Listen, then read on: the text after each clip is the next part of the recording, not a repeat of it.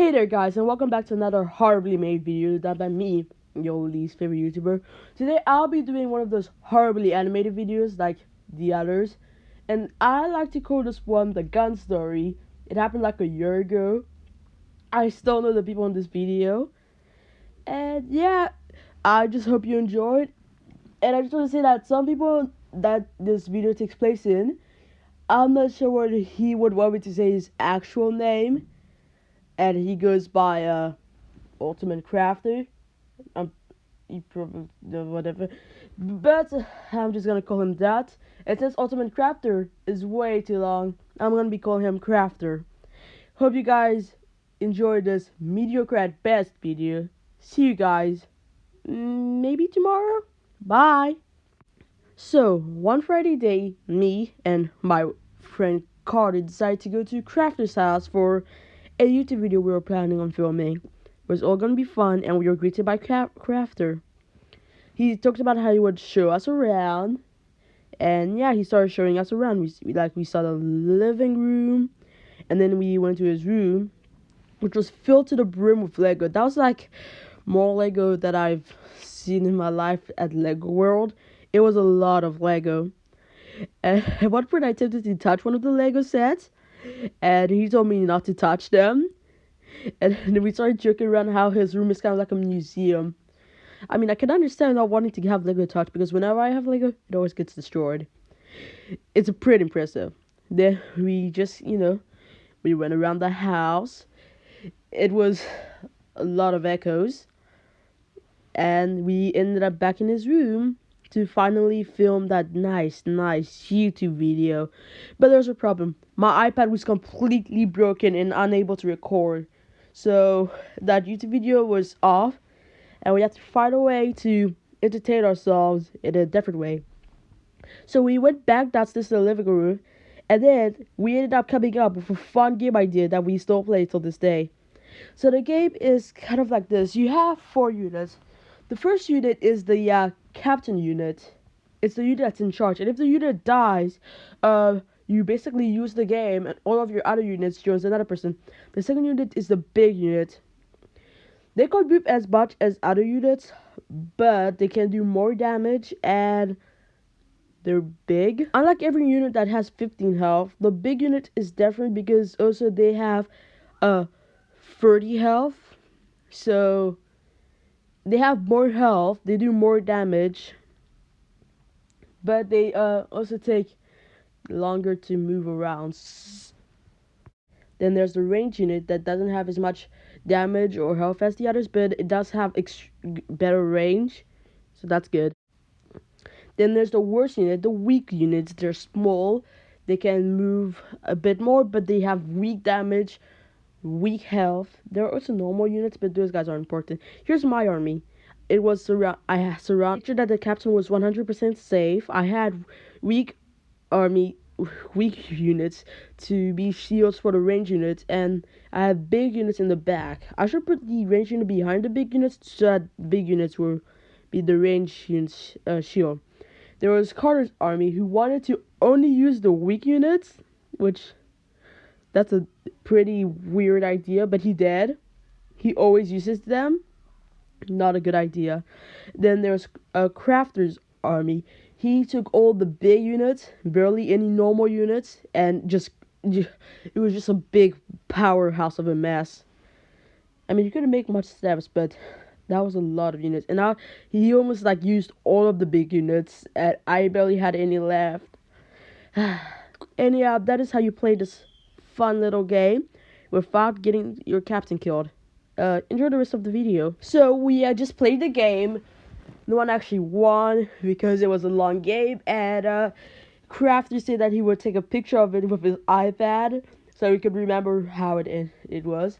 We were all chilling until Crafter said that he needed to go grab something.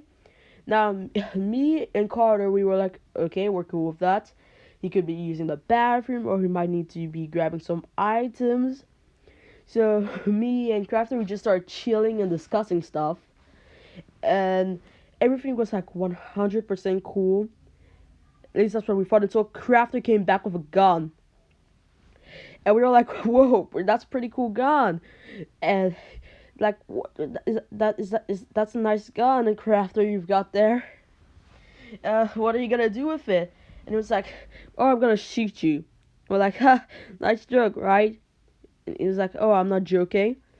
And then me and Carter realized, oh, this kid is insane, and he's gonna kill us. He said he would give us like a 5 seconds head start, and we realized we have to get out of there as soon as possible. We ran, the front doors locked, so we hid inside of his room. I was blocking the door with my body. We were discussing, like, what are we gonna do? What are we gonna do? We're like stuck in here with this crazy kid outside of our door. So now we had to think of ways to Thanos stab his butt. We had nothing. We couldn't jump out of the window because we were on the second-story floor, and we could hear him outside of our door. He was trying to taunt us to come out, and that he would just shoot us if we didn't come out. We had to think of a way out of this. The kid has a gun. Where did the kid get a gun? It was like his dad, but what did his dad keep a gun downstairs? That's really irresponsible. Who keeps a gun downstairs next to the living room filled with kids? We had to do something immediately. We couldn't think of anything, and we just had to get out of there. Our lives were threatened by a kid with a gun. It sounded like he was right next to us with the gun of his. Me and Carter were brainstorming. We had no ideas, and we were at a total loss. We were looking for every single way out of this, but we had nothing. We had to do something. We had to do anything to get out of this tricky situation. And Butcher Carter was like, hey, why don't we just like use our iPads to call for help? But then I remembered, we left our iPads in the living room. There was no hope. We were stuck in a life-to-death situation.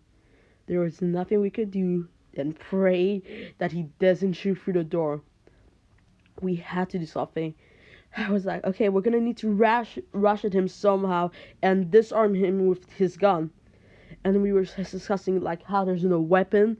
There's literally nothing for us to attack him with.